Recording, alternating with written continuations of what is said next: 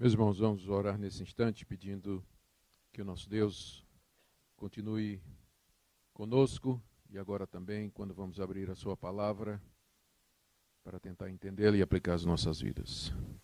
Ó Deus, te damos graças por esse tempo juntos, obrigado porque hoje é domingo, dia da ressurreição do Senhor. Te damos graças que podemos começar essa semana aqui, juntos aos teus pés, junto com os irmãos, buscando a tua presença, ouvindo a tua voz, cantando os teus louvores, tendo comunhão uns com os outros. Obrigado pela liberdade que temos no Brasil. Oramos nesse instante pelos cristãos da Nigéria que estão sendo massacrados, obrigados a fugir do país pela perseguição dos muçulmanos. Tenha misericórdia dos nossos irmãos e dê que eles encontrem força no meio do martírio, da perseguição, da morte, da perda de todos os seus bens. Ó Senhor, que eles possam ficar firmes sem negar a fé. E que o Senhor os guarde e lhes dê espírito de fortaleza, consolo, no meio dessas tribulações. Tem misericórdia daquele país mais populoso da África, 160 milhões de habitantes, grande parte cristãos. Ó Deus, tenha misericórdia. Em nome de Jesus. Amém. Meus irmãos, eu vou rever com vocês aqui o que brevemente dissemos ontem a respeito do que vamos fazer essa semana. Vamos fazer uma série de exposições na carta aos Romanos, começando do capítulo 1 até o capítulo 8. Se chegarmos ao capítulo 8, já teremos avançado bastante. Quando é que Paulo escreveu essa carta? Ele estava na cidade de Éfeso, ao final da sua terceira viagem missionária. Não tinha mais campo naquela região, porque ele havia pregado o evangelho por todo aquele território, olhava para trás e não se lembrava ou não conseguia pensar em uma região que não tivesse sido alcançada pelo evangelho, ali ao redor da bacia do Mediterrâneo, onde ele labutou durante 15 a 18 anos, segundo algumas estimativas. E agora ele coloca os olhos na Espanha, ao norte, acima de Roma, onde o evangelho ainda não havia chegado. E ele quer pregar o evangelho ali. Ele está de saída, então, de Éfeso. O plano dele é ir para Jerusalém para levar ofertas que ele coletou nas igrejas que ele havia plantado para os crentes da Judeia, que estavam passando por uma fome, uma dificuldade muito grande. E ele sabia que precisava do apoio de alguma igreja para os seus planos missionários. E a igreja mais próxima e mais forte e que estava localizado estrategicamente, que teria condições de apoiá-lo financeiramente e espiritualmente, era a igreja de Roma. Então, ele não era conhecido da igreja de Roma, ele não fundou a igreja de Roma, embora lá em Roma houvessem muitos cristãos que o conheciam de outros lugares. Então, ele resolve escrever essa carta à igreja de Roma. Ele está saindo de Éfeso a caminho de Jerusalém, e o plano era de Jerusalém subir para Roma. E de Éfeso ele manda uma carta para Roma. O seu alvo, então, é apresentar seus planos missionários e expor o evangelho que ele prega, porque, é claro, a igreja só apoiaria um missionário que pregasse o evangelho. Então, Paulo, como não é conhecido, ele, a não ser de fama, de nome, ele quer fazer uma exposição detalhada do que é que ele acredita, daquilo que ele vai pregar. Daí a importância dessa carta, porque é nela que Paulo, talvez da maneira mais sistemática, expõe o Evangelho, ou pelo menos as partes fundamentais do Evangelho. Ao mesmo tempo, Paulo sabe que lá em Roma existem muitos judeus que se converteram ao cristianismo. E havia muita boataria entre os judeus a respeito de Paulo, acusações de que ele era um apóstata, ele era um judeu da dispersão, portanto não era um judeu legítimo, não conhecia bem a religião judaica e que estava dizendo que a lei era provisória, estava dizendo que o templo ia ser destruído, estava dizendo que a circuncisão dos judeus, que era o sinal da aliança que Deus havia dado, para nada valia, que Paulo pregava contra as instituições de Israel, que Paulo quebrava a lei de Moisés e que Paulo era uma ameaça para os judeus. Então, esse tipo de boato corria em todas as comunidades judaicas contra o apóstolo Paulo. E esses boatos eram levados avante, especialmente por um grupo de ativistas judaizantes que em todo lugar procuravam desfazer a obra de Paulo. A técnica deles era ir onde Paulo ia, e depois que Paulo saísse, deixando uma igreja, eles entravam naquela igreja e perturbavam os convertidos, particularmente os gentios, dizendo que o evangelho que Paulo tinha pregado era incompleto. Porque sim, a salvação era por Jesus Cristo, mas eles tinham que guardar a lei de Moisés, tinham que se circuncidar, seguir a dieta religiosa dos judeus, guardar o calendário judaico e todas as outras prescrições que Moisés havia feito. Então, esses judaizantes eram um grande tormento na vida do apóstolo Paulo. E uma das coisas que eles diziam é que Paulo não era um apóstolo autorizado de Jesus, porque ele não era um dos 12. Ele veio depois, portanto, era um genérico, não era autêntico. Ele estava correndo de lado, paralelo, não era do grupo dos verdadeiros apóstolos, era um subapóstolo, portanto, não merecia atenção, a mensagem dele era inadequada. Então, tudo isso estava acontecendo e Paulo sabia que na hora que aparecesse em Roma, esse tipo de questionamento haveria de se levantar. Então, o que ele faz nessa carta é fazer uma exposição do evangelho que ele prega, já respondendo esse tipo de questionamento que ele sabe que os romanos vão fazer. É por isso que a carta, ela traz muita coisa a respeito dos judeus, da lei, da circuncisão. Olha aqui o esboço da carta. No capítulo 1, ele fala da perdição dos gentios, os não-judeus, todos eles estão perdidos. No capítulo 2, ele diz que os judeus também estão perdidos. Não é só os gentios, não. Os judeus também precisam de Jesus, porque os privilégios que eles receberam não os isentam da necessidade de justificação mediante a fé. No capítulo 3, ele diz que todos estão perdidos, mas Deus oferece salvação a todos pela fé em Cristo Jesus. Então, esses 3 primeiros capítulos, 1, 2 e 3, ele fala da perdição de todos os homens para lançar a base da necessidade do Evangelho. No capítulo 4, ele fala do exemplo de Davi e de Abraão, 2 judeus que foram salvos pela fé e não pela lei. Salvos pela fé no Messias e não pela lei. E no 5 ele faz uma comparação entre Adão e Cristo e os efeitos da salvação, da justificação pela fé. Então, se nos capítulos 1, 2, metade do 3 ele fala da perdição, metade do 3, 4 e 5 ele fala da justificação pela fé. E aí, nos capítulos 6, 7 e 8, ele vai falar da santificação. Como é que esses perdidos, que são justificados pela fé, eles vivem nesse mundo. Ele fala da libertação do pecado, no capítulo 6, mediante união com Cristo, também da libertação da lei, ele explica o propósito da lei, para que a lei foi dada, no capítulo 7, e, finalmente, vida no Espírito, como é que, pelo Espírito Santo, nós podemos viver aqui nesse mundo. Depois ele fala, não vamos entrar nesse capítulo, mas apenas para lhes dar uma visão ampla da carta. Nos capítulos de 9 a 11, ele fala do lugar de Israel no plano da salvação e a entrada dos gentios na igreja. Deus ainda há um futuro para a nação de Israel, mas por enquanto é o tempo dos gentios. Ele explica isso nesses 3 capítulos que são extremamente desafiadores na sua compreensão. Especialmente porque fala muito sobre predestinação, eleição, aí muita gente acha complicado. Eu não vejo problema nenhum, mas tem muita gente que vê muita dificuldade com isso. Nos capítulos de 12 a 4, Paulo fala sobre as aplicações da justificação na vida prática. Questões neutras, a questão dos dons, a unidade da igreja, do ministério das pessoas, como conviver com quem pensa diferente de nós, tudo isso ele trata nos capítulos de 12 a 14. No 15, ele volta a falar dos seus planos missionários, dessa feita com maior clareza. Ele descreve o seu trabalho, o que é que ele já tinha feito, e fala outra vez dos seus planos, com muita clareza, de ir a Roma e de lá ser levado por eles até a Espanha. E no capítulo 16, ele dá palavras finais e saúda aqueles que o conheciam na igreja de Roma. Então todo o livro é muito interessante, desafiador. Não é à toa que é o livro que tem mais produzido comentários através da história da igreja. Foi lendo esse livro que Wesley se converteu, Agostinho se converteu. Foi lendo esse livro que Lutero se converteu. Foi lendo esse livro que um professor meu, um doutor, na época de mestrado, 60 e poucos anos, se converteu, era professor de teologia, se converteu doente no hospital lendo Romanos 7, não é?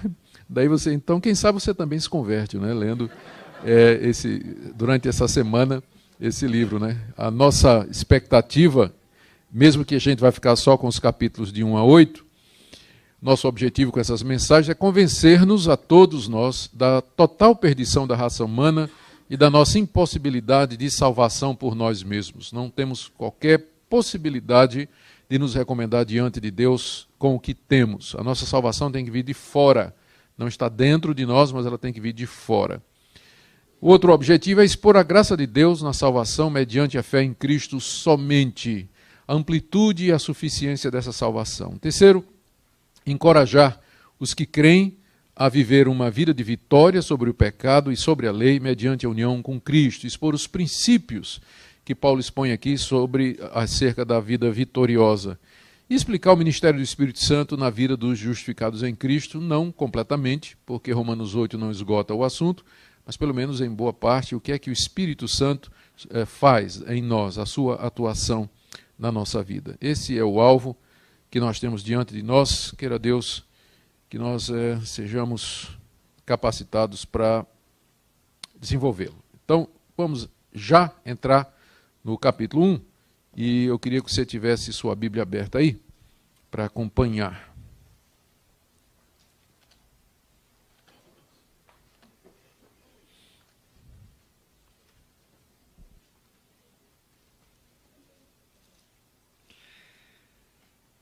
Nós iremos lendo o texto à medida que formos progredindo na exposição.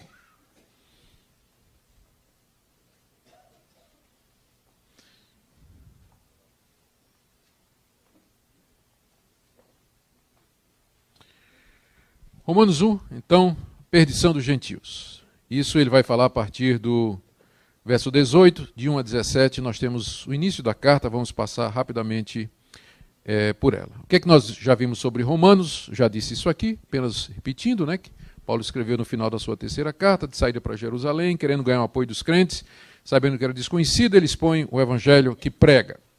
A carta, então. Ele começa se identificando, como sempre faz nas suas cartas. Paulo, servo de Jesus Cristo, chamado para ser apóstolo, separado para o evangelho de Deus. Ele se qualifica aqui de três maneiras. Primeiro, ele é um servo de Jesus Cristo, a palavra servo doulos, no original, escravo, que indica a sua relação com Cristo. Ele foi chamado para ser apóstolo, ele não foi constituído por algum homem e nem se constituiu apóstolo, mas ele foi chamado por Deus para ser apóstolo. Isso aqui está no início da carta, porque Paulo já antevê aquela acusação que vai ser feita, de que ele não era apóstolo, era um genérico, né? Alguém que era um mercenário que estava usando o nome de apóstolo para ganhar dinheiro plantando igrejas. Fenômeno que não é só daqueles dias, né? Mas também nos dias de hoje. Então ele já disse que ele foi chamado para ser apóstolo, ele não se autonomeou. E terceiro, que ele foi separado para o evangelho de Deus. Deus não somente o chamou, mas o separou para dedicar-se ao trabalho de Deus. Há talvez um jogo de palavras aqui, porque a palavra separado em grego é a mesma palavra de onde vem a palavra fariseu. O fariseu era o separado, aquele que não se separava dos gentios, não é? E como o contexto da carta, o pano de fundo dos seus leitores é judaico, então Paulo aqui está quase que dizendo, eu sou um fariseu de Deus, um fariseu do bem, não é? Que a gente sempre associa o fariseu com o mal, né? Mas ele é um fariseu do bem, ele foi separado para o evangelho de Deus, é um fariseu do evangelho, separado para o evangelho de Deus. Então essa introdução já antecipa muita coisa do conteúdo da carta. Aqui nos versos de 2 até 6, ele fala do evangelho que prega e do seu apostolado. Isso faz parte da intenção dele de se apresentar. Então, no verso 2 ele diz, no final do verso 1, separado por evangelho de Deus, aí ele explica, o qual foi por Deus outrora prometido por intermédio dos seus profetas nas Sagradas Escrituras. Ou seja, isso que eu vou pregar a vocês não é uma coisa que eu inventei, mas que está na Bíblia de vocês, né, nas Sagradas Escrituras. Então, o que eu estou trazendo é simplesmente o cumprimento daquilo que a Bíblia de vocês já dizia. Talvez vocês não perceberam. Mas esse evangelho é aquele que está contido nas páginas do Antigo Testamento, que foi por Deus outrora prometido através dos profetas. Os profetas foram usados por Deus para escrever as Escrituras, e eles anunciaram o Messias, eles falaram da chegada do Messias. É esse evangelho que Paulo vai falar, é isso que ele quer pregar. O conteúdo do evangelho está no verso 3 e verso 4. Ele fala de Jesus. Com respeito, esse evangelho é com respeito a seu filho, o Filho de Deus, o qual, segundo a carne, veio da descendência de Davi e foi designado Filho de Deus com poder, segundo o Espírito de santidade, pela ressurreição dos mortos, a saber, Jesus Cristo, nosso Senhor. Aqui ele introduz a pessoa central do evangelho que ele vai anunciar, que é a pessoa de Jesus, a que ele chama de Senhor Kyrios, que era o título usado para o imperador romano e que os cristãos aplicaram a Jesus, o que trouxe muita complicação para eles, não é? Porque o Kyrios era o imperador supremo do mundo antigo. Na hora que os cristãos diziam que Jesus era Kyrios, tinha uma implicação política aí, não é? Então o pessoal pensava que eles estavam anunciando um concorrente de César, quando na verdade o reino de Cristo não era desse mundo. Ele era Kyrios não só desse mundo, mas de outro, e de toda a realidade. Então esse título sempre causava problema para os cristãos do primeiro século. Aqui ele fala primeiro no verso 3, que Jesus, ele veio segundo a carne da descendência de Davi. Duas coisas estão implícitas aqui. Primeiro, que Jesus é homem, ele é uma pessoa, ele fala aqui que Jesus veio segundo a carne. Então ele era uma figura humana, era um ser humano como vocês e como eu, feito de carne, de osso, de sangue, era um homem normal, por assim dizer. E ele era da linhagem de Davi. Por que Paulo menciona isso? Mais uma vez, lembrando do pano de fundo judaico. Para os judeus, o Messias, quando viesse, teria que ser da linhagem de Davi para ter o direito de se sentar no trono de Israel e governar o mundo. Então, é importante dizer que esse Messias que Paulo prega, ele cumpre essa qualificação. Ele é da descendência de Davi. Então, o Cristo que ele anuncia é um legítimo descendente de Davi que tem o direito de se assentar no trono de Israel.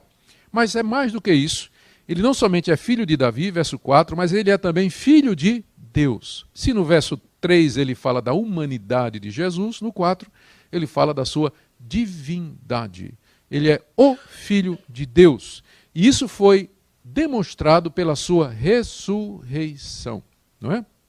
Ele foi designado, ou seja, ele foi apresentado publicamente, comprovado publicamente ser o Filho de Deus, segundo o Espírito de santidade que estava nele, pela ressurreição dos mortos. A ressurreição de Cristo, portanto, é a comprovação de que ele era mais do que um ser humano, ele era o próprio Filho de Deus que foi ressurreto pelo Espírito de santidade que nele estava. E agora, no verso 5, ele fala do seu apostolado, por intermédio de quem, desse Jesus Cristo, que é o Senhor, por intermédio de quem viemos a receber graça e apostolado, por amor do seu nome, para obediência por fé, entre todos os gentios, de cujo número sois também vós chamados para serdes de Jesus. Aqui Paulo diz, então, ele fala da natureza do seu chamado, que ele já havia mencionado no verso 1.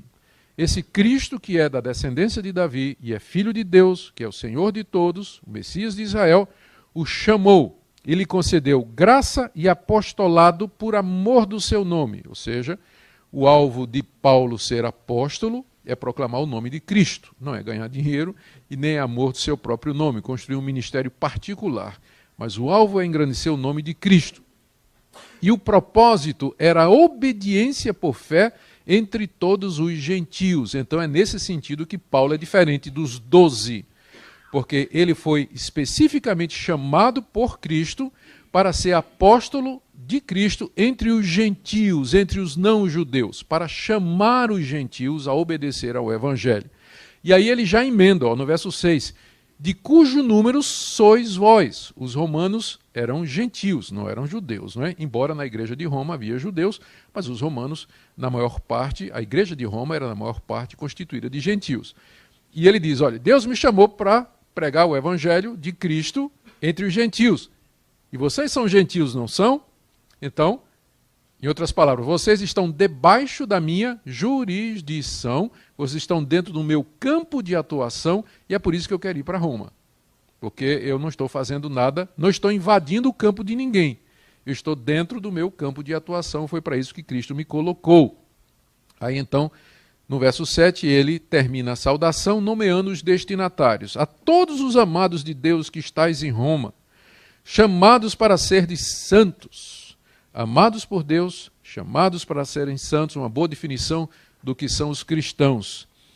Graça a vós outros e paz da parte de Deus nosso Pai e do Senhor Jesus Cristo. Vocês notaram aqui que nesses versos de 1 a 6, já há uma prévia, né, do conteúdo da carta. Ele fala do seu apostolado, fala do evangelho que ele prega, diz que é de acordo com as escrituras judaicas, explica quem é o Cristo, que é o Messias, descendente de Davi, homem e Deus, pela ressurreição dos mortos, e diz porque é que ele ousou escrever uma carta para uma igreja que ele não conhece. É que ele foi chamado para ser apóstolo dos gentios e os romanos são gentios, portanto estão debaixo da jurisdição dele. Está tudo aqui nesses versículos, não é? Muito bem, agora ele vai ao assunto. Ele tem planos de ir a Roma. Vai aí do verso 8 até o verso 15. E vamos ver aqui como é que ele faz isso. Verso 8 a 9, ele agradece a Deus pela igreja. Primeiramente, dou graças a meu Deus, mediante Jesus Cristo, no tocante a todos vós, porque em todo o mundo é proclamada a vossa fé. Porque Deus, a quem sirvo em meu espírito, no evangelho de seu Filho, é minha testemunha de como incessantemente faço menção de nós. Nesses 2 versículos, Paulo assegura a igreja de Roma, primeiro que conhece a fama da igreja, de ser uma igreja forte, uma igreja que já havia criado ou ganhado uma boa reputação entre os demais evangélicos. Paulo estava consciente disso, e os demais cristãos. E agora a segunda coisa é que Paulo deseja assegurá-los de que eles estão na lista de oração do apóstolo. Paulo já ora por eles, agradece a Deus por eles, toda vez que Paulo dedica tempo à oração. E de fato, pensando aqui no verso 8, quando ele diz que em todo mundo é proclamada a fé dos cristãos de Roma, é preciso lembrar que a igreja de Roma, cedo, ela se tornou uma igreja muito forte. Nós não sabemos quem fundou a igreja de Roma. Provavelmente foram romanos prosélitos que estavam em Pentecostes, em Jerusalém, por ocasião do dia de Pentecostes. Porque lá naquela lista de Atos 2, das pessoas que estavam ouvindo a pregação de Pedro, está lá escrito romanos, né, ou prosélitos de Roma. Então, o que aconteceu provavelmente é que judeus que vieram para a festa do Pentecostes, lá ouviram a pregação de Pedro, conforme está em Atos 2, se converteram e voltaram para Roma e lá começaram um estudo bíblico em casa, né? Uma pequena comunidade. E aí Deus abençoou o trabalho deles e foi crescendo, primeiro no meio dos judeus e depois passou para os gentios também. Quem não era judeu também começou a ouvir o evangelho e aquela igreja em Roma começou a crescer. Ela cresceu tanto que em meados da década de 60, o imperador Cláudio passou um decreto expulsando de Roma todos os judeus. E diz um historiador antigo que a razão foi por causa da instigação de um tal de Cresto. O historiador romano não entendia nada de religião judaica e provavelmente Cresto é quem? Cristo. Ou significa que o cristianismo cresceu tanto em Roma, no meio dos judeus, que os judeus começaram a perseguir os cristãos como faziam em toda parte, criando um tumulto. E o imperador, que não entendia nada de religião, pensou que era uma coisa dos judeus, né, que estavam brigando entre si por questão religiosa, e expulsou todos os judeus de Roma por causa da instigação de um tal de Cresto, né? A interpretação que a gente dá é que o evangelho cresceu tanto na cidade de Roma que causou polêmica lá na comunidade judaica, que os judeus, perseguindo os cristãos, perturbando a paz pública, o imperador não entendia de nada, mandou todo mundo embora, né? E foi nessa saída que veio aquele casal, Priscila e Áquila, que encontrou-se com Paulo em Corinto, não é? Por causa dessa perseguição, e fizeram uma amizade que durou o resto do ministério de Paulo. Mas isso para dizer como a igreja de Roma já era, na década de 60, não é, 30 anos depois de Pentecostes, não é, já era uma igreja forte e reconhecida no mundo todo, ativa, evangelística, e é por isso que Paulo tem os olhos nela, porque precisa do apoio dessa igreja para ir para o campo missionário. Paulo diz que ora por eles o tempo todo. E o que é que ele pede? Está aí no verso 10. Em minhas orações faço menção de vós, suplicando que, em algum tempo, pela vontade de Deus, se me ofereça boa ocasião de visitar-vos. O que Paulo pedia a Deus era que, no tempo de Deus, houvesse uma ocasião boa para que ele pudesse visitar a igreja de Roma. Ele queria estar com os irmãos, não é? Se fosse a vontade de Deus, pela vontade de Deus. Paulo não viveu nos nossos dias, senão ele teria decretado, determinado a sua viagem a Roma. Mas ele, como não vive nos nossos dias, ele tem uma teologia atrasada, não é? Ele diz, se for a vontade de Deus, eu vou a Roma, não é? Em vez de decretar, determinar e ordenar a Deus, não é? Que tomasse, em vez de tomar posse pela fé da ida, ele já disse, se for a vontade de Deus, é que ele não tinha muita fé. Mas tudo bem. Verso 10. O que é que ele quer fazer em Roma? Versos 11 e 12. Ele diz aí, muito desejo ver-vos, a fim de repartir convosco algum dom espiritual, para que sejais confirmados. O primeiro propósito de Paulo era confirmar aquela igreja. Como eles não haviam sido fundados por um apóstolo, e Paulo era apóstolo dos gentios, Paulo vê a sua ida entre eles como uma espécie de autorização ou confirmação, legitimização da igreja. Eu quero ver-vos para confirmar vocês. Vocês já são crentes, a igreja crescendo, mas vocês não têm ainda uma presença apostólica, não é? Nenhum dos apóstolos, dos 12, mais Paulo, esteve lá. Então, naquele tempo, na vigência do tempo dos apóstolos, quando eles ainda estavam vivos, eles eram os líderes, os cabeças da igreja cristã. Então, havia necessidade dessa legitimização, essa confirmação. Mas não só isso, ainda verso 2, ele diz, isto é, para que em vossa companhia reciprocamente nos confortemos por intermédio da fé mútua, vossa e minha. Paulo ansiava também comunhão, uma troca. Ele não queria ir dar somente, ele queria também receber. Ter um tempo com os irmãos, compartilhar e ser edificado com eles. E o terceiro motivo, verso 13, porque não quero, irmãos, que ignoreis que muitas vezes me propus ir ter convosco, no que tenho sido até agora impedido, para conseguir igualmente entre vós algum fruto, como também entre os demais gentios. O terceiro alvo era conseguir um fruto entre eles. O fruto seria ou a conversão de mais judeus, mais gentios ali em Roma, ou a própria confirmação e edificação da igreja. Paulo então tinha esses três objetivos: confirmar a igreja, ter um conforto mútuo, edificação mútua, e colher algum fruto entre os gentios, porque era esse o seu ministério. Ele revela no verso 13 que ele já tinha feito vários planos de ir a Roma, mas nunca deu certo. Não é? Nunca deu certo. E eu fico pensando, se Paulo, que era Paulo, fazia planos que não davam certo, não é? Quanto mais a gente, não é? Às vezes a gente faz planos e planos, ora, Deus são especialmente missionários, né? Quero ir para tal lugar, quero fazer tal coisa, tenho esses objetivos, sinto que o Senhor está me chamando para tal lugar. Paulo planejou e não deu certo. E essa também não vai dar certo, porque ele vai chegar em Jerusalém, o plano dele era, chegando em Jerusalém, pegar um navio para Roma. O que é que vai acontecer? Ele vai chegar em Jerusalém, vai ser preso, vai para Cesareia, ficar 2 anos, e depois é que ele vai para Roma como prisioneiro. Então não foi nada como ele pensou. Ele está aqui animado, fazendo planos, mas vai ser mais um plano que não vai dar certo na vida de Paulo. Então, eu acho que isso é bom para nós sabermos, né? Especialmente para os missionários, para os pastores, para todas as pessoas. É aquilo que a Bíblia diz, que o coração do homem pode fazer planos, mas a resposta correta vem do Senhor.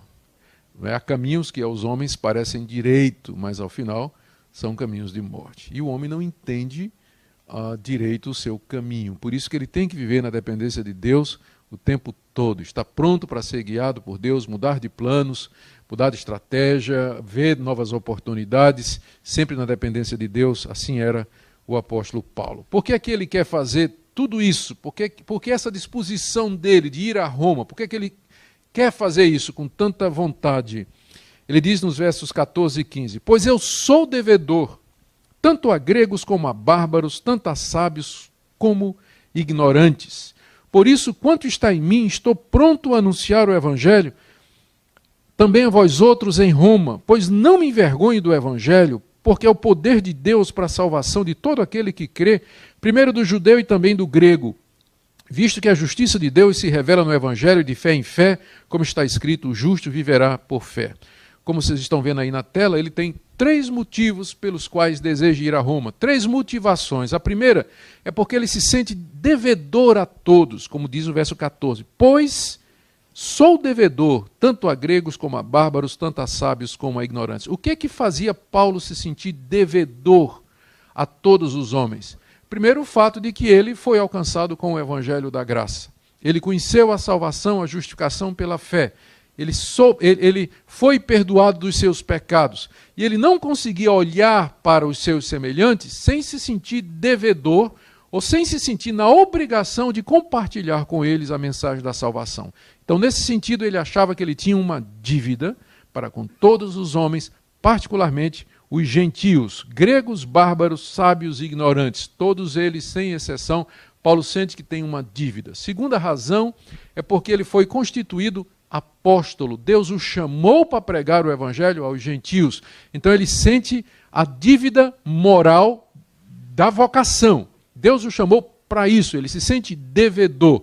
Ele era incomodado, por assim dizer, com uma santa angústia constante de cumprir o seu ministério. Por isso ele vê o seu chamado como uma dívida. Deus lhe deu privilégios, a quem muito se dá, muito se pede. Ele foi salvo pela graça, era perseguidor, virou cristão, tornou-se apóstolo, recebeu poderes extraordinários, graça e dons extraordinários, portanto, ele se sentia devedor de compartilhar o evangelho. Essa é a primeira motivação. A segunda é que ele estava disposto, havia uma disposição nele, um ânimo, verso 15, o quanto está em mim, estou pronto a anunciar o evangelho também a vós outros em Roma. Se depender de mim, Paulo diz, é claro, ele está se submetendo à vontade de Deus, mas o quanto está em mim, estou pronto, estou disposto. Onde Deus me mandar, eu vou. Se for para Roma, eu vou, eu estou querendo ir aí. Então, você vê aqui o retrato do homem comprometido, alguém que tem consciência da sua vocação e do seu chamado. E o terceiro motivo, está aí no verso 16, eu não me envergonho do evangelho. Eu não tenho a menor vergonha do evangelho. Por isso, eu não tenho receio de ser ridicularizado, assediado, ameaçado, perseguido, torturado. Eu não me envergonho dessa mensagem. Pode ser que haja quem tenha vergonha de falar dessa mensagem aos outros, mas eu não me envergonho. E a razão pela qual não me envergonho, ele diz, é porque esse evangelho é o poder de Deus para a salvação de judeus e de gentios. Não há outro caminho. Ele é o poder de Deus. Ele é a mensagem poderosa que salva os pagãos, por pior que seja o estado deles, e que salva os judeus, por maior que seja a dureza dos seus corações. Mas essa mensagem é poderosa para converter, transformar, mudar, justificar, santificar, reconciliar. Esse é o caminho de Deus, é o instrumento que Deus usa para reconciliar-se com o homem, é o evangelho. Por isso eu não me envergonho dele, e o quanto estiver em mim, eu estou disposto a pregá-lo até os confins da terra. Essa é a motivação do apóstolo Paulo a respeito do evangelho. Verso 17, não é? A razão pela qual o evangelho é o poder de Deus é porque nele se revela a justiça de Deus. Porque é nas boas novas do evangelho que se descobre como é que Deus justifica o pecador, que é mediante a fé. De fé em fé, então, as pessoas, uma a uma, os que creem em Jesus, elas são justificados, e é nisso que reside o poder do evangelho. Eu sei que hoje em dia, quando se fala em poder do evangelho, as pessoas pensam curas, milagres, sonhos, visões, revelações, línguas, prosperidade, mas para o apóstolo Paulo, o poder do evangelho se resume na sua capacidade de justificar o pecador. É nisso que está o poder do evangelho, e não nos sinais e prodígios, em curas, libertações. Isso são acessórios que, se Deus quiser dar, Ele dá. Mas não é essa a essência do evangelho. O poder do evangelho se resume nisso, e é nisso que ele se mostra de fato poderoso. Pegar judeus e gentios, inimigos de Deus, mortos em suas ofensas, cegos, perdidos e condenados, e justificá-los, perdoá-los, reconciliá-los com Deus. É nisso que reside o poder do Evangelho. Sinais, prodígios, milagres e tudo, que hoje em dia virou prioridade no evangelicalismo brasileiro, é uma inversão, na verdade, do Evangelho. O poder dele reside na justificação. E tudo isso mais que eu mencionei é acessório. Pode ou não haver, e não deveria ser, alvo da nossa busca. Em lugar nenhum você vai encontrar Deus nos convidando a buscar sinais e prodígios, mas em todo lugar Ele nos chama a nos reconciliar com Ele, a buscar o perdão dEle, a estarmos com Ele, e está nas mãos de Deus fazer o extra, se Ele quiser fazer.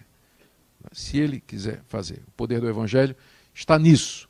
Então, por isso Paulo não se envergonha. Muito bem, gente. Está aqui o prefácio e saudação.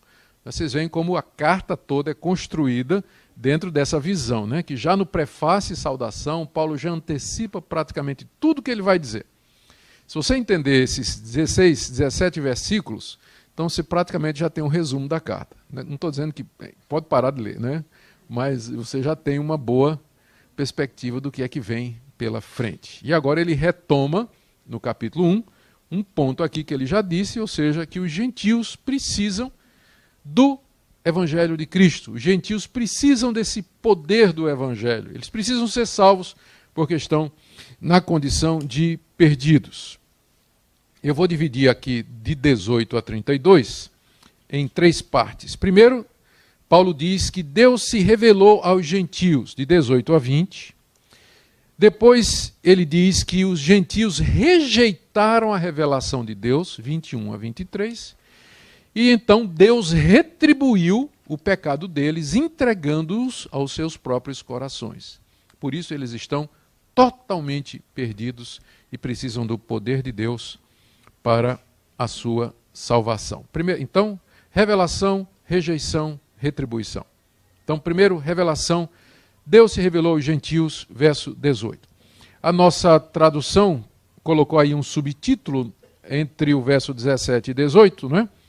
A idolatria e depravação dos homens, está na minha Almeida, eu não sei que subtítulo foi colocado na sua, se você tem outra versão, mas quando a sociedade bíblica, ou as sociedades bíblicas, colocaram um subtítulo entre o 17 e o 18, eles fizeram com que o leitor desavisado perdesse a comparação que Paulo está fazendo. Porque no verso 17 ele diz que no Evangelho se revela a justiça de Deus. E no verso 18 ele diz que a ira de Deus se revela do céu. Então há, na verdade, um contraste aqui que se perde quando se separou o verso 17 do 18 pelo subtítulo. Enquanto que no Evangelho você tem a revelação da justiça de Deus, fora do Evangelho, olhando o mundo, só se vê a revelação da ira de Deus.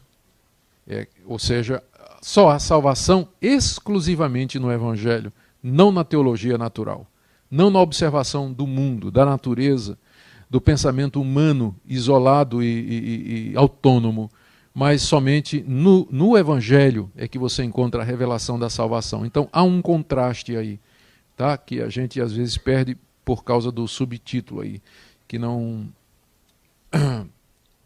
faz parte do original, não é? Grego, foi colocado pelos nossos tradutores. Mas muito bem, se no Evangelho se revela a justiça de Deus, na criação se revela a sua ira. Versos 18 a 20. Paulo diz: a ira de Deus se revela do céu contra toda impiedade e perversão dos homens que detêm a verdade pela injustiça. Porquanto o que de Deus se pode conhecer é manifesto entre eles, porque Deus lhes manifestou. Porque os atributos invisíveis de Deus, assim o seu eterno poder, como também a sua própria divindade, claramente se reconhecem desde o princípio do mundo, sendo percebidos por meio das coisas que foram criadas. Tais homens são, por isso, indesculpáveis. Nesses 3 versículos nós temos os seguintes pontos. Primeiro, que Deus se revelou através da natureza. Os céus proclamam a glória de Deus e o firmamento anuncia a obra das suas mãos. Isso é a teologia básica do Antigo Testamento. Há uma revelação de Deus na sua criação. A Bíblia pressupõe, não discute nem procura provar, mas ela simplesmente assume que Deus criou o mundo. O mundo que nós vemos lá fora é o resultado da ação criadora, poderosa, inteligente, sábia de Deus. Deus, por sua vontade, num tempo determinado, atrás, que nós não conseguimos identificar com precisão, ele do nada fez tudo o que existe.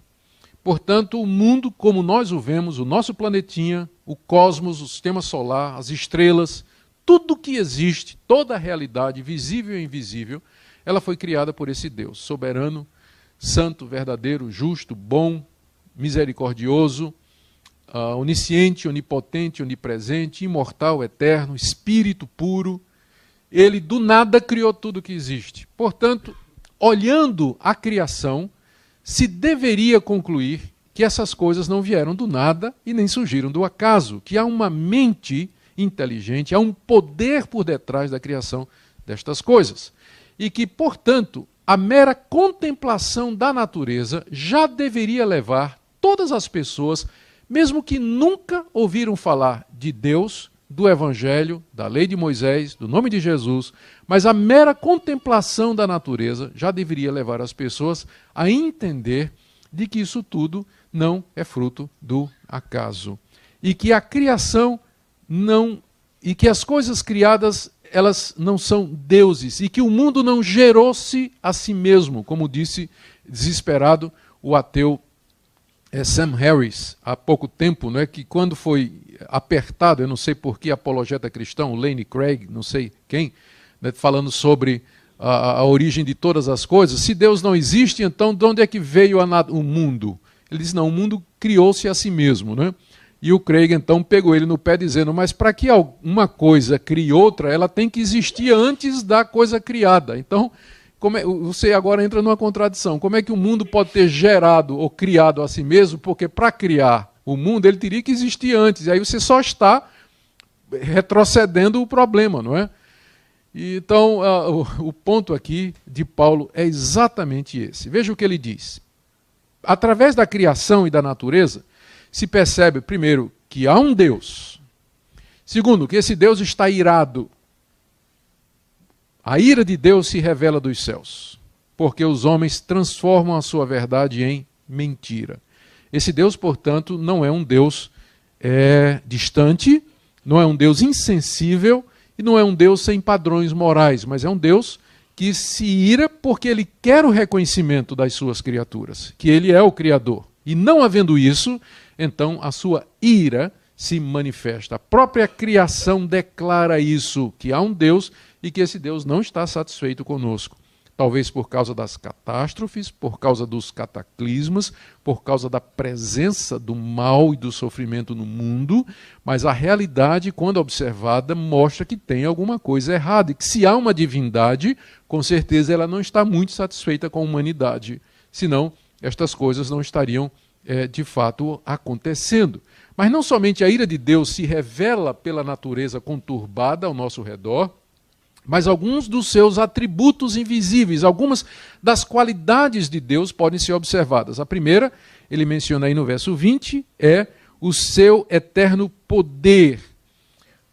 Tinha que ser, para que estas coisas existissem, elas teriam que vir à luz mediante um poder extraordinário que, por sua vez, teria que ser eterno.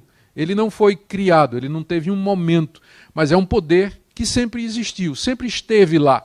Então, esse poder extraordinário, num determinado momento, trouxe à luz tudo o que existe. Então, isso se deveria perceber pela contemplação da natureza. Além disso, ele fala também, ainda no verso 20, a sua própria divindade. Quando fala da divindade de Deus, está se fazendo um contraste entre Deus e a criatura. Ou seja, o ser que criou estas coisas é distinto das coisas que ele criou. Ele é divino, ele não faz parte da criação. A criação existe fora dele. Ele não é a criação, nem a criação é ele. Só com essa palavra aqui, Paulo já descarta o panteísmo, o paneteísmo, a ideia de que Deus é o mundo, ou o mundo é uma extensão de Deus, de que Deus é a alma do mundo. São todas concepções pagãs. O eterno poder que trouxe à luz tudo isso é divino. E no contexto significa que ele é distinto da sua criação. Ele não faz parte da sua criação. Então, com isso, Paulo já está condenando. Primeiro, a idolatria, que é a adoração da criação. Você adorar o próprio homem, adorar animais, adorar o sol, a lua, a estrela, adorar as árvores, os acidentes geográficos, não é? Isso já é, então, uma deturpação da revelação natural de Deus.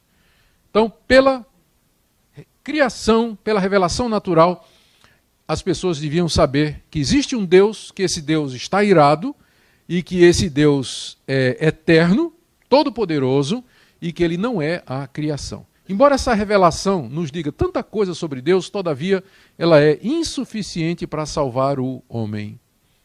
Ela serve para tornar os homens indesculpáveis, final do verso 20. Tais homens são, por isso, indesculpáveis. Mesmo que eles nunca tenham ouvido o nome de Jesus, nunca que eles ouviram falar de Moisés, e nem o nome de Deus, todavia a revelação natural seria suficiente para torná-los já indesculpáveis diante de Deus, porque todos eles se tornaram o quê? Ou ateus ou idólatras.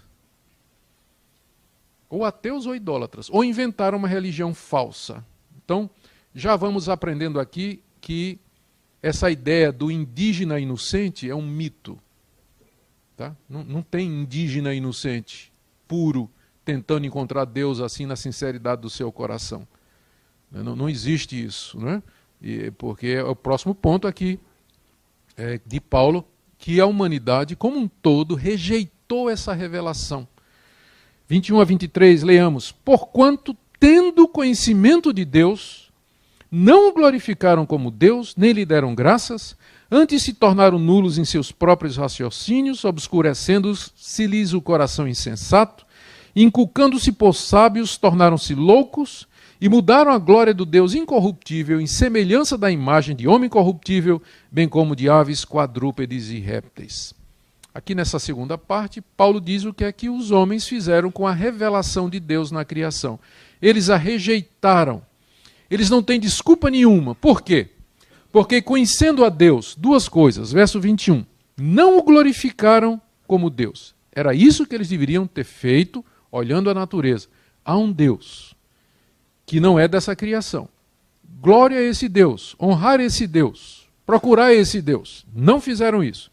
Segunda coisa que eles deviam ter feito era dado graças a Deus, porque eles deveriam saber que a vida, a existência, o alimento, a providência, o socorro, os confortos, tudo que existe vem desse eterno poder, desse Deus divino, desse ser divino que criou todas as coisas. Então, pelo menos duas atitudes eles deveriam ter tido.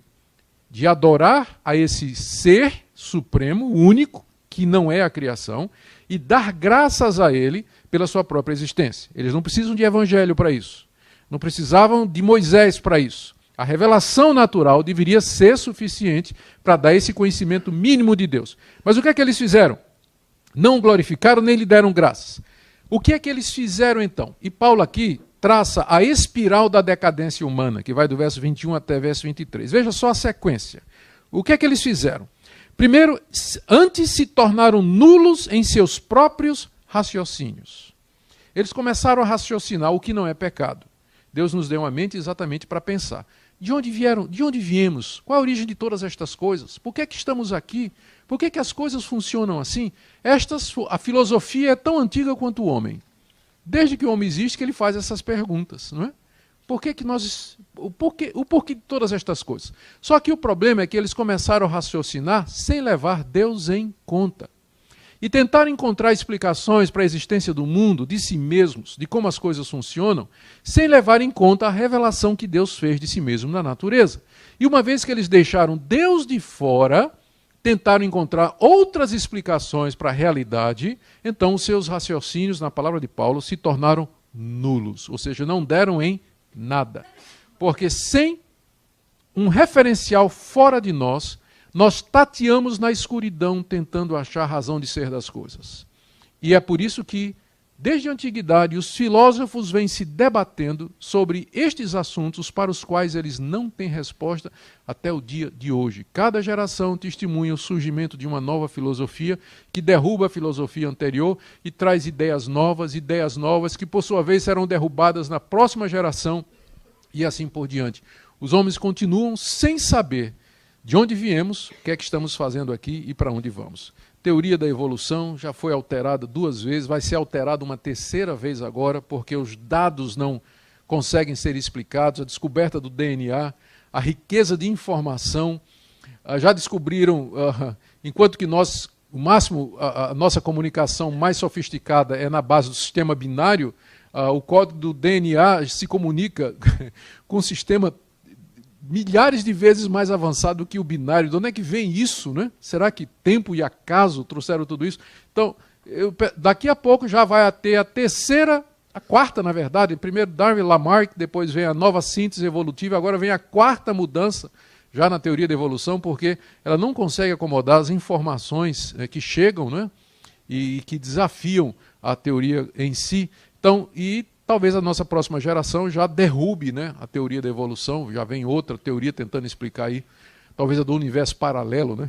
Universo paralelo e por aí vai. O homem tentando explicar a origem de todas as coisas sem levar Deus em consideração. Primeiro, eles começaram a pensar sem levar Deus em conta.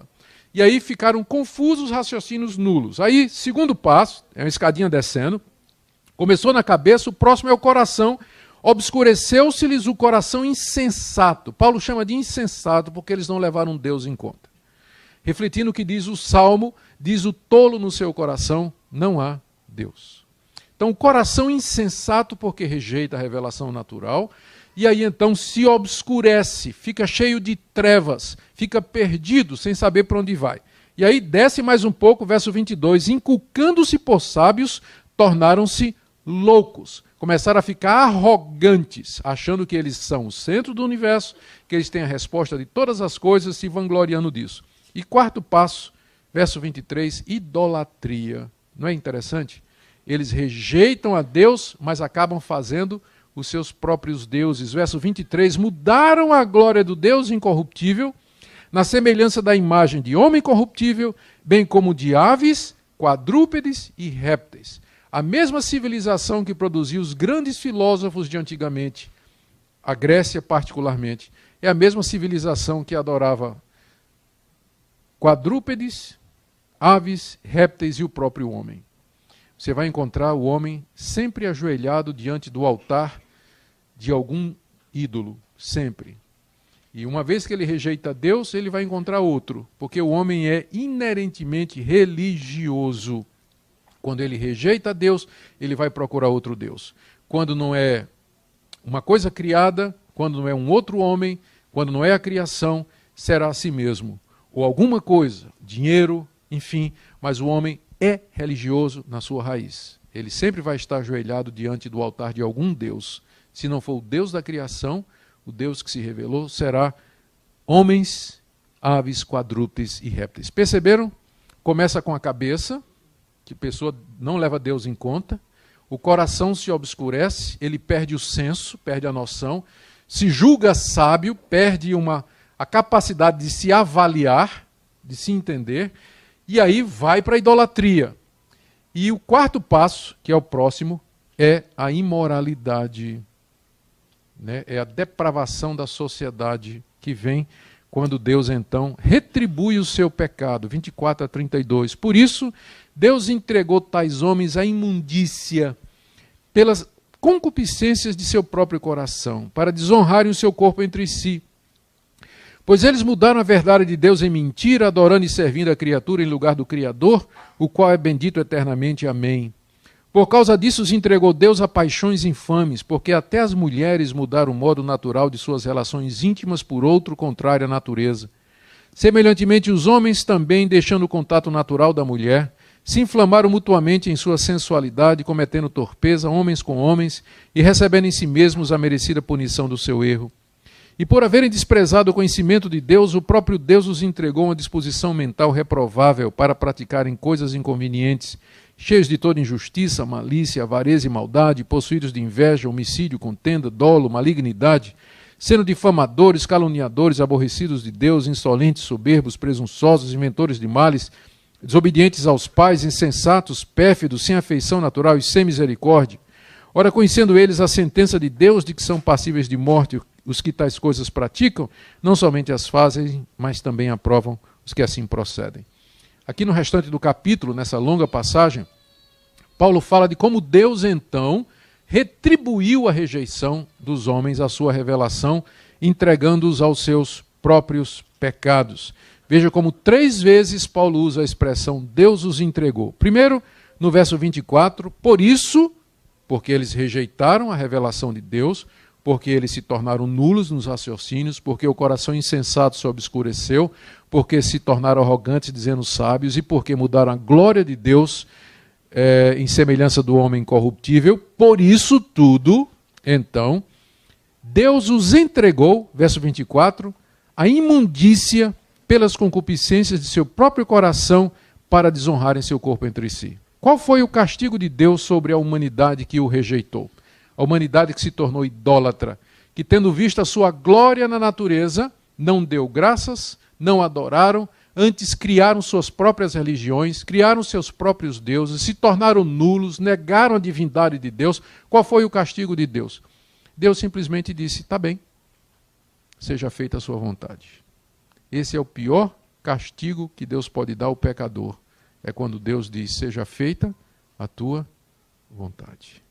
Quando Deus entrega o pecador às corrupções do seu próprio coração. Quando Deus o entrega ao seu raciocínio nulo, à sua mente corrompida, ao seu coração entenebrecido, à sua louca arrogância e à sua própria religião. É quando Deus diz simplesmente, está bem, vou deixar vocês como vocês querem. 3 vezes Paulo diz que foi isso que Deus fez com a humanidade, porque a humanidade o rejeitou. Então Deus os entregou. Está aí. Primeiro, Deus os entrega a imundícia para desonrarem seus corpos entre si. O castigo de Deus é proporcional ao pecado. O que é que eles fizeram? Eles mudaram a glória de Deus e desonraram a Deus. Em vez de adorar a Deus, adoraram a criatura. Deus então os entregou para que eles desonrassem os seus corpos entre si. O que eles fizeram com Deus, Deus fez com eles. Né? Então, Deus os entregou às suas paixões loucas para desonrarem os seus corpos entre si. E ele volta a justificar porque é que ele fez isso no verso 25. Pois eles mudaram a verdade de Deus em mentira, adorando e servindo a criatura em lugar do Criador, o qual é bendito eternamente. E ele até solta um amém aqui, não é? Amém. Deus é bendito eternamente.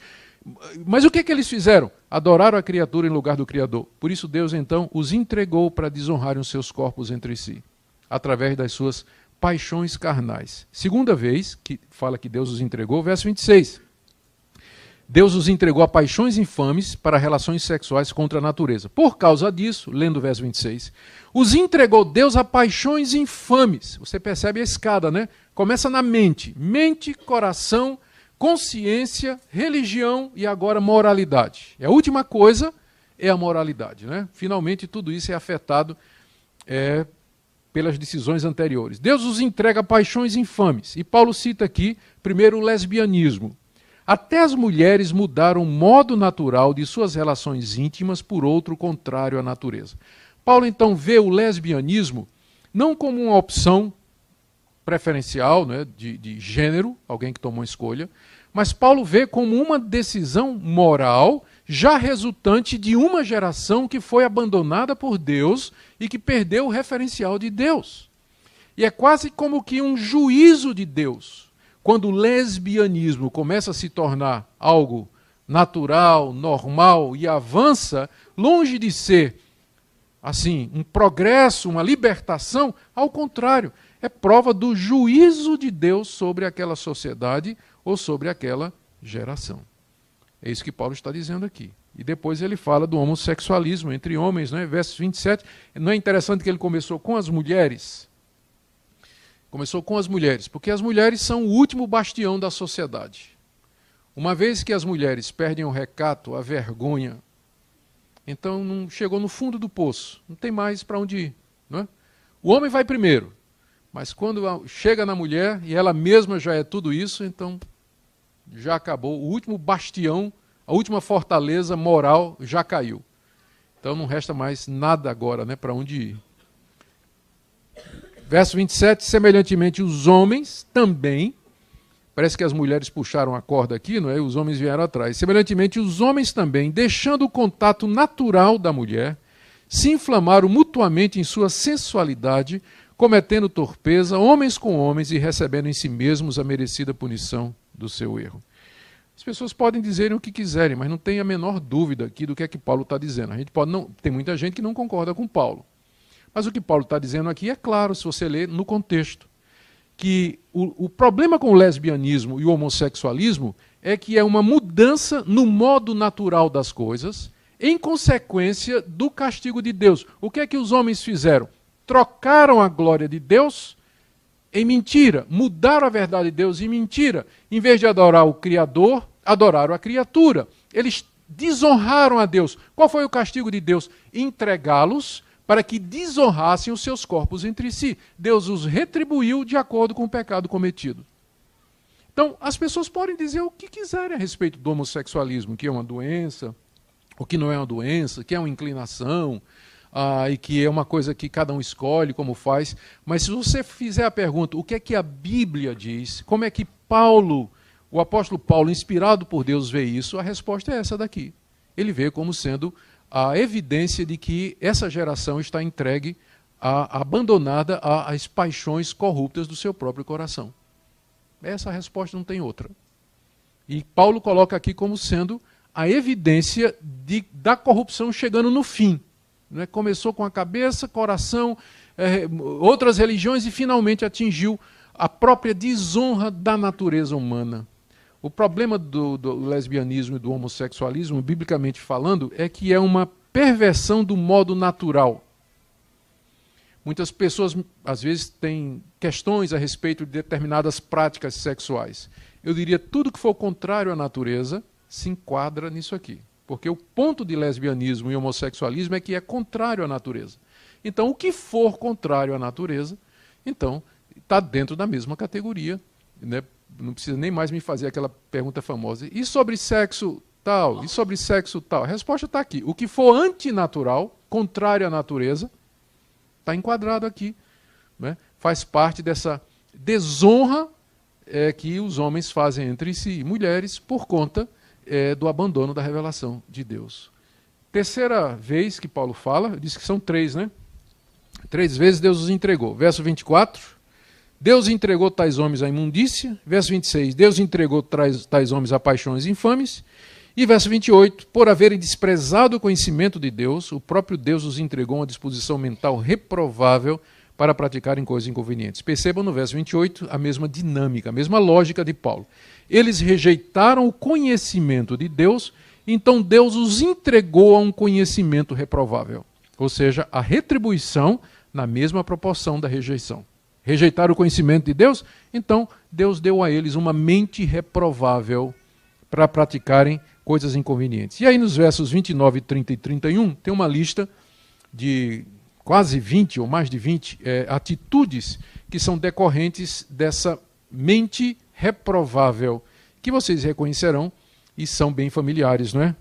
Injustiça, malícia, avareza, maldade, inveja, homicídio, contenda, dolo, malignidade, difamação, calúnia, aborrecer-se de Deus, insolência, soberba, presunção, inventar males, desobedecer aos pais. Interessante, não é? No meio dessa lista horrorosa, tem desobediência aos pais para quem pensa que isso é coisa pouca, né?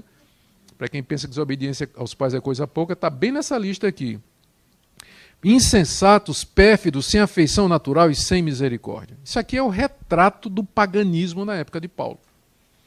É o retrato da civilização romana, é o retrato da humanidade lá na Espanha, era o retrato do mundo de Paulo. Tá certo? E ele está dizendo, é por isso que eu preciso pregar o Evangelho. Porque essas pessoas, elas são indesculpáveis, elas têm a revelação de Deus. Ninguém pense que elas, chegando diante de Deus, vão dizer assim, eu nunca ouvi, por isso será... Então Deus, nunca ouviu não? Não. Então entra aqui no céu. Não tem ninguém que vai poder argumentar diante de Deus, não há defesa nenhuma diante de Deus para aqueles que nunca ouviram.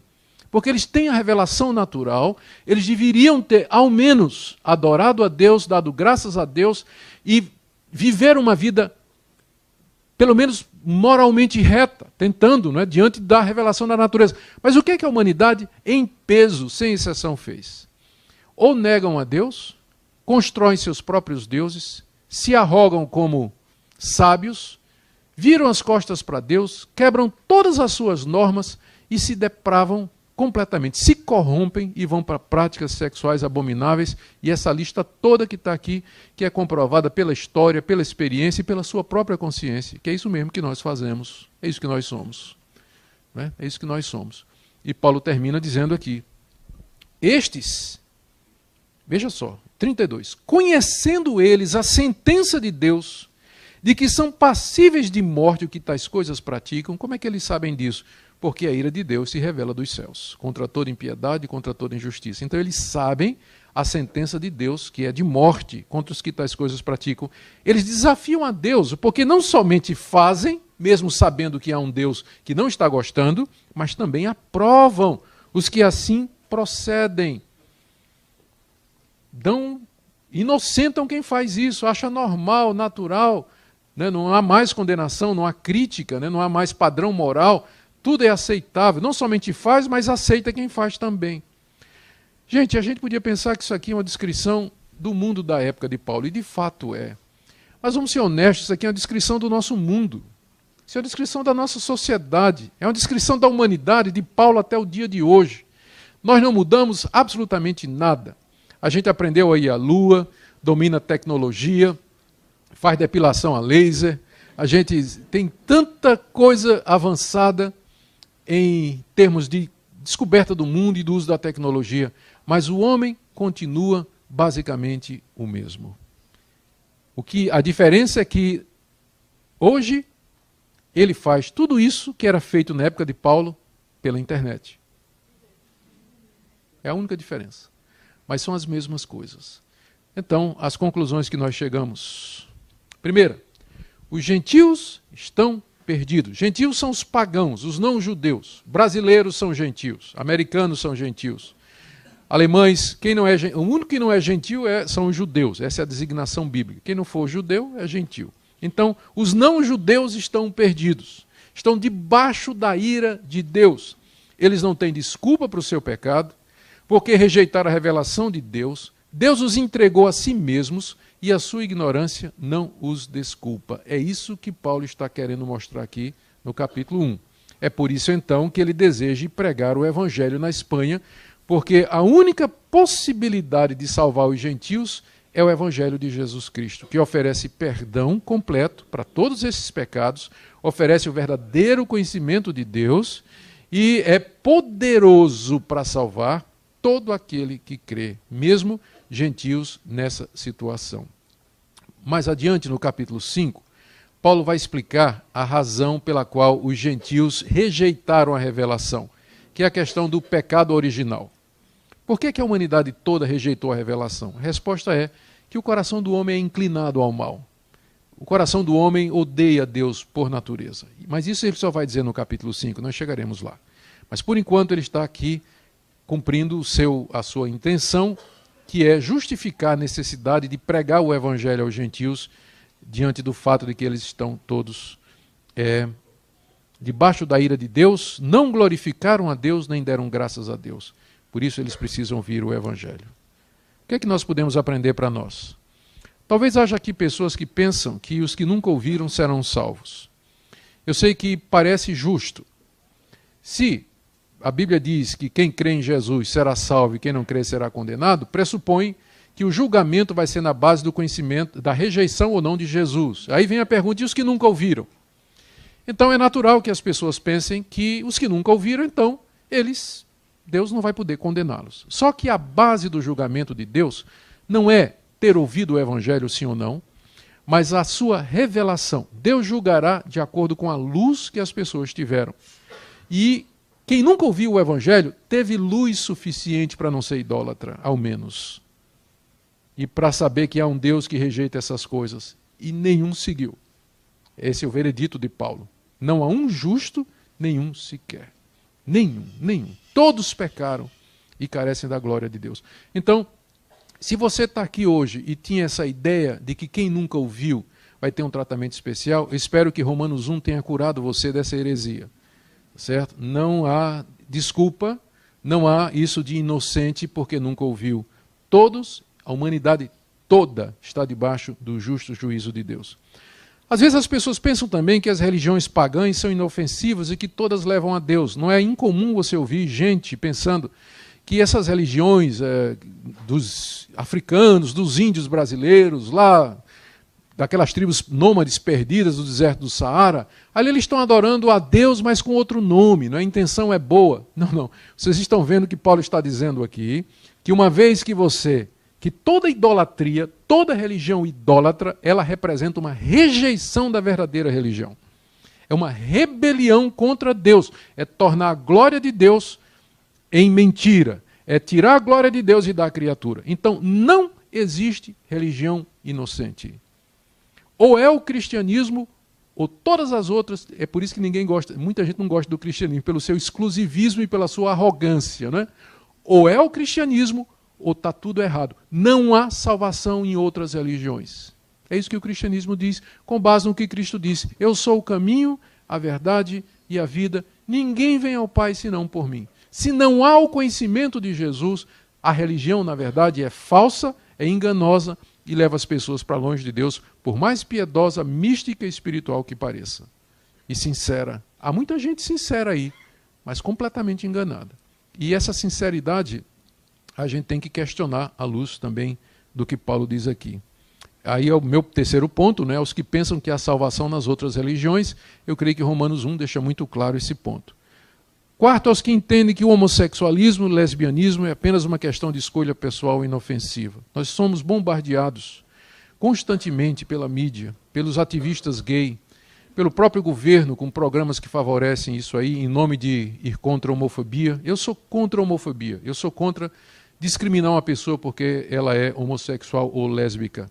São cidadãos brasileiros, eles têm direito a todas as coisas que nós temos direito. Eles têm direito de ser o que quiserem. Tá certo? Eles podem escolher ser o que eles quiserem, isso aí ninguém pode contestar. Agora, o que também ninguém pode contestar é meu direito de dizer que eu considero esse tipo de atitude pecaminosa.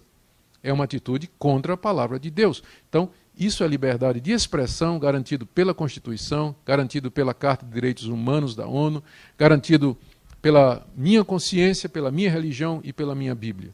Então, a batalha é muito grande para tornar essa questão do homossexualismo como se fosse uma coisa normal, aceitável, amordaçar os evangélicos para que a gente pare de falar e de gritar. Enquanto tiver Romanos 1, vai ser difícil a gente parar. Não é? Então eles vão ter que banir a Bíblia. Alguém já disse isso. Os ativistas vão ter que não somente passar uma lei que proíba de dizer que é errado, mas vão ter que censurar a própria Bíblia também. Não é? Então, nós estamos numa guerra cultural muito grande, Deus tenha misericórdia de nós. E, finalmente, uma palavra aos que não entendem missões. Às vezes as pessoas perguntam, por que missões? Para que gastar dinheiro em missões? Para que investir em gente que vai para povos distantes? Espero que Romanos 1 tenha dado a resposta. Não é? As missões são necessárias para isso, porque sem o Evangelho de Cristo, eles estão perdidos. Eles não conhecem o verdadeiro Deus, estão no estado de rebelião em seus corações, inventaram outras religiões e caminham de fato para condenação.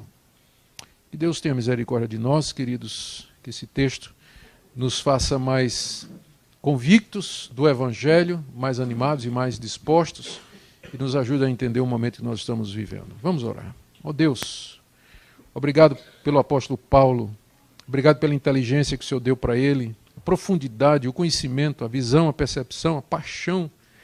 Obrigado que ele escreveu essa carta, inspirado por Ti. Obrigado por essas verdades eternas que até hoje nos orientam, que já orientou milhões de cristãos através de 2000 anos de história. Damos graças porque temos a mesma fé do apóstolo Paulo e podemos, ó Deus, como irmãos, viver estes princípios. Oramos, ó Deus, pelos missionários, oramos por aqueles que lutam no fronte, oramos pela Tua igreja assediada pelos militantes gay, pelo governo e por aqueles que nos querem fazer calar a boca a respeito da tua palavra. Dá-nos coragem, Senhor, e firmeza. Ajuda-nos também a discernir os tempos nesses dias maus. Obrigado por esse tempo juntos, em nome de Jesus.